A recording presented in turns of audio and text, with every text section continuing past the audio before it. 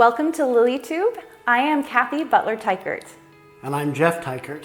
And we are married to each other about 3.5 years now. That's right. We were married later in life to each other because it took us a while to find each other. And we both had broken marriages in the past. That's right. We've both been through 2 divorces each. And we're passionate about ministering to mid-singles because we know what a lonely time in your life that can be. We are both certified life coaches and have university degrees in family science.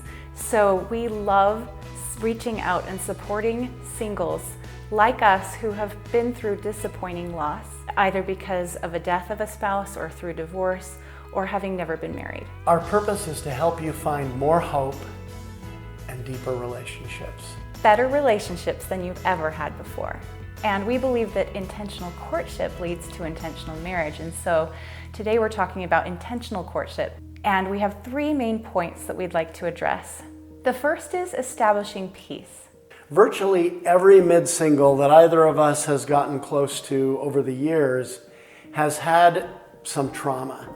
Now, we might think of trauma as something really big, like soldiers having bullets whizzing past them or watching their people die in combat. And of course, that is one way you get PTSD or post-traumatic stress disorder.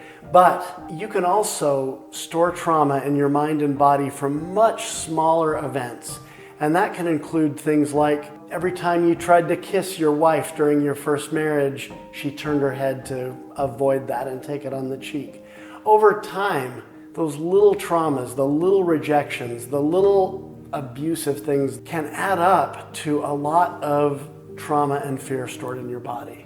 And when we are triggered, that trauma can feel just as strong and fierce and fearful as any other trauma that would cause PTSD. And it disrupts your peace. So that is definitely the first step in being more intentional about courtship and dating patterns. So 2, progress. This is one of my favorites. Progress, in the sense that we're talking about it, does include things like personal development, but we're also talking about progress in beginning new relationships. Which is exciting and fun if you're ready for it. Progress can involve personal development, which allows us to forgive maybe people who have wronged us in the past or who we feel hurt by. It can also involve learning to be more vulnerable and open in relationships so that we can create more honest relationships and do that in an intentional way. It does involve intentionally moving outside our comfort zone. And when we do that, we get to this moment in a date where we're really getting to know that person and we feel inspired and edified getting to know another precious human being. The main thing that stops us from beginning a new relationship or meeting someone new is fear. Fear is what underlies anything that might not appear to be fear at first. We don't always want to admit that we're afraid, but when you ask someone for a date or for her phone number or anything like that, in a way you're saying, you know what, I think you might be someone I could like, someone I would get along with, someone I would like to get to know better, and you're always running the risk that the other person is going to say in so many words, yeah, I'm sorry, but I don't feel the same way about you, and that's pretty deflating. Yeah, it can be one of the most challenging parts about dating for anyone is this factor of everyone has to choose whether they are going further in the relationship or ending the dating relationship and friend zoning. I became single again through divorce early in my 40s. And I can tell you one of the biggest things that came as a surprise to me is that dating was a lot easier for me in my 40s. And I was surprised by that. I mean, I wasn't quite as handsome as I was in my 20s probably, and I was in a tough place in my life. But I can tell you, dating in my 40s was easier because, number one, I was way more comfortable in my own skin.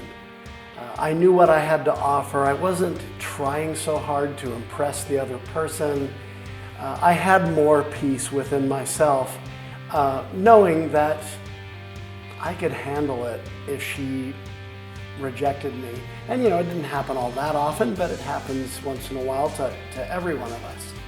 And that made approaching new people easier.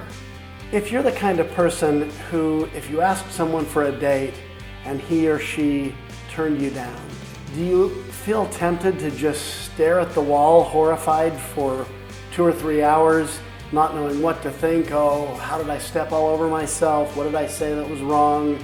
If you are, you're not alone. We're going to show you how to intentionally do that differently. The third point that we want to talk about is pairing up. Pairing up is when you're already starting to date someone, but it's becoming a little bit more serious. In order to move forward in a relationship, you need a couple of things. Number one, you need someone to take a risk and acknowledge how they're feeling about the other person, and then you need the other person to agree. Yes, I want to go forward. I want to see each other more often. Or I want you to meet my family, my children, or my parents. Right. You know, I was just thinking, you have to have 2 people in order to move forward in a relationship, but it can be dissolved with 1 person. Right, because if either person is not buying in, you don't have a relationship. And so that continues through the entirety of the relationship.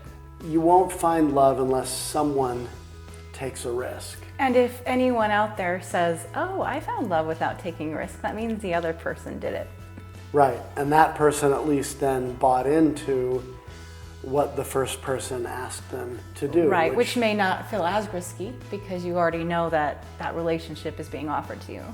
If you try to move to a more serious place in your relationship and your partner doesn't feel the same way and tells you so, perhaps you need to have more conversation, but there's also a chance that this is just the moment that you figure out it's not going to work.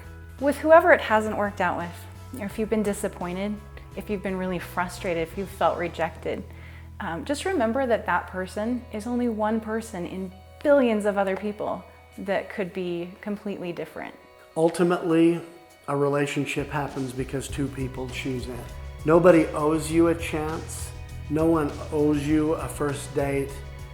And really no one owes you anything. So when someone agrees to go on a date with you and spend their valuable time with you, that's a gift. So today we've talked about peace, progress, and pairing up, our 3 points for creating an intentional courtship. We wrote a book, in fact, entitled Intentional Courtship.